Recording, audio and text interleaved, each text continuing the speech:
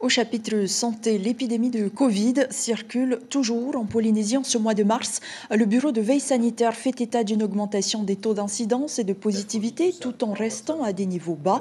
À la multiplication de clusters de Covid dans un contexte épidémique de grippe A et B appelle à la vigilance. Il faut continuer à respecter les gestes barrières pour s'en prémunir. Les précisions du docteur Henri-Pierre Mallet au micro de Patita Savia. Ici, on a noté cette recrudescence il y a déjà plusieurs semaines, mais de façon très lente et peu marquée. Mais maintenant, elle est confirmée. On a une augmentation du nombre de cas toutes les semaines, qui reste bien plus faible qu'à l'époque des grandes épidémies, mais en même temps, on se teste moins. Il y a eu 66 cas confirmés la semaine dernière, aucune hospitalisation. Le sous-variant qui circule actuellement est plus contagieux.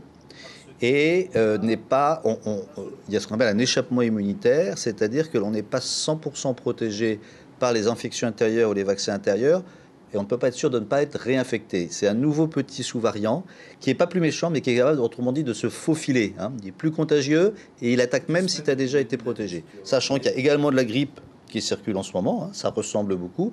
Quoi qu'il en soit, ces personnes vont être malades et très contagieuses.